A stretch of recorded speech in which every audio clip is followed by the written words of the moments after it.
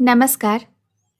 प्रस्तुत है शरत चंद्र चट्टोपाध्याय के द्वारा लिखी हुई एक बांग्ला कहानी का हिंदी अनुवाद, राजू का साहस। उन दिनों मैं स्कूल में पढ़ता था। राजू स्कूल छोड़ देने के पश्चात जन सेवा में लगा रहता था। कब किस पर कैसी मुसीबत आई, उससे उसे मुक्त करना, किसी बीमारी की सेवा टहल, कौन कहाँ मर गया, उसका दाह संस्कार इत्यादि कार्य वह दिन रात किया करता था। मैं राजू का दाहिना हाथ था।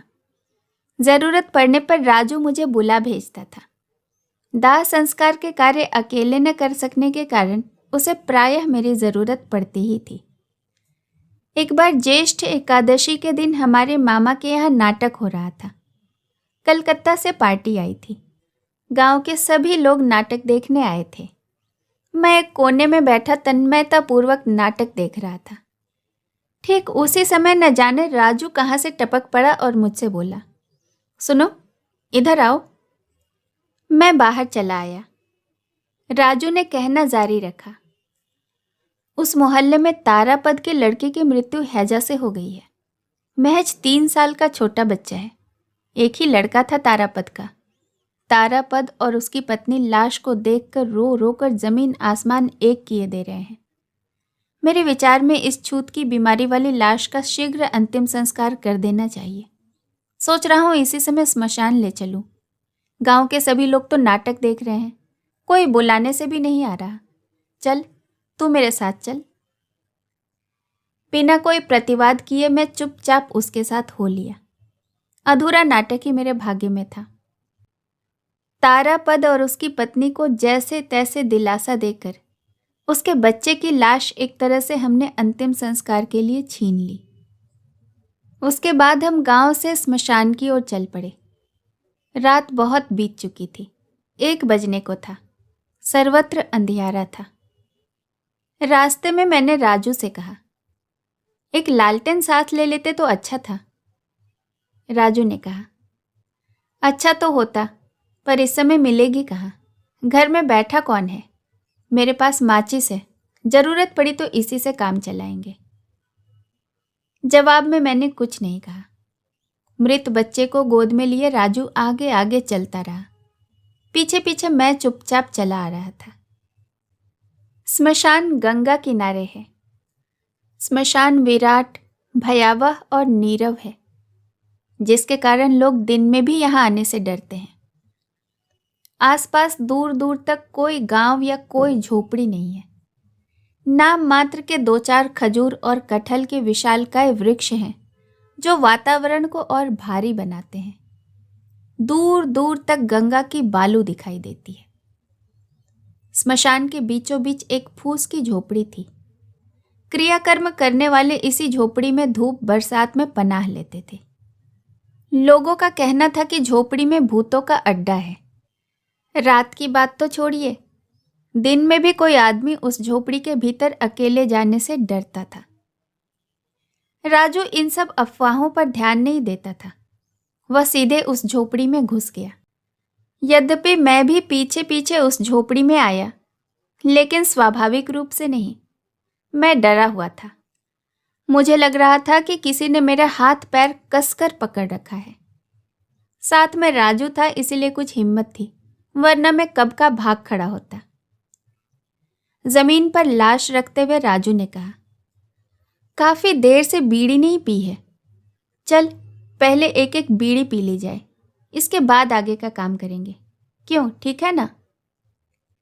राजू के प्रश्न का उत्तर मैं देने ही जा रहा था कि उस अंधकार में झोपड़ी के भीतर स्पष्ट रूप से यह आवाज सुनाई दी, क्या एक बीड़ी मुझे भी दे सकते हैं? भय से मेरा कलेजा मुंह को आ गया। सिर के बाल तक खड़े हो गए। मारे भय के सारा बदन पसीने से तरबतर हो गया। लेकिन राजू ने ठंडे स्वर में पूछा, तुम कौन हो? उत्तर आया, मैं हूं। मैं हूं, कहते हुए राजू ने माचिस जलाई। क्षणिक सी रोशनी में हमने देखा, हमारे पास ही एक मैले बिस्तर पर मनुष्य की तरह की कोई आकृति पसरी हुई है। सिर से पैर तक सारा बदन कपड़ों से ढका हुआ है। राजू ने अच्छी तरह देखने के बाद कहा, अरे यह तो एक और मुर्दा है, पता नहीं कौन लेकर आया है, शायद लकड़ी वकड़ी लाने गए हों। तभी फिर से आवाज आई, नहीं बेटा, मैं मुर्दा नहीं हूं। इस बार अत्यधिक भय के कारण मैं राजू से लिपट गया। मैं बेहद कांप रहा था, मेरी घिघी बंध गई थी। लेकिन राजू, वाह रे राजू, धन्य है तू, उसने उसी निर्भय भाव से पूछा।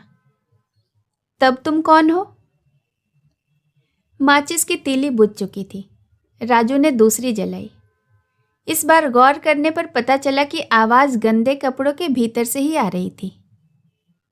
मैं गंगा यात्री हूं बेटा, राजू ने मुझे ढांढस बंधाते हुए कहा। डरने की बात नहीं है रे, यह मुर्दा नहीं गंगा यात्री है। इसके बाद एक बीड़ी सुलगाकर उसने उसके मुंह में ठूंस दी। वह एक कृशकाय वृद्ध था। बीड़ी का कश लेने के बाद उसकी आवाज फिर से आई। इस बार उसकी आवाज में परम तृप्ति थी। ओह, जान बची। कई दिन हुए, यहां लाकर पटक दिए हैं, मांगने पर कोई बीड़ी भी नहीं पिलाता, सब के सब कमीने हैं। अब राजू ने वृद्ध से सवाल करना शुरू किया। कितने दिन हुए यहां आए? तुम्हारे साथ कितने आदमी हैं? वे लोग कहाँ गए?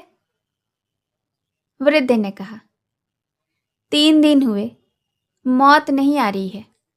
मेरे 2 नाती और एक पड़ोसी मुझे यहाँ ले आए हैं। वे लोग भी मेरे साथ यहाँ थे।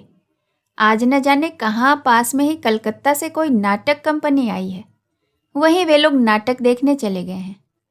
मैं जल्दी मर नहीं रहा हूँ, यहाँ तो गंगा किनारे की हवा खाकर और चंगा हुआ जा रहा हूँ, मरने का नाम ही नहीं ले रहा हूँ।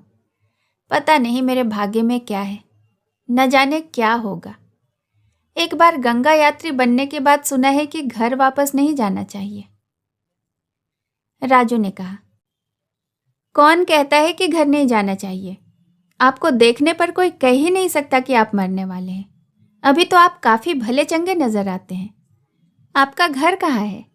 चलिए, घर को लौट चलिए, हम लोग आपको वापस ले जाएंगे। नहीं तो आपको घर वापस नहीं जाना चाहिए कहने वाले लोग ही शायद आपका गला दबा देंगे। वृद्ध ने कहा, तुम ठीक कहते हो बेटा, कई दिनों से यही बात कहकर वे लोग मुझे डरा रहे हैं, पता नहीं कब मेरा गला दबा दे।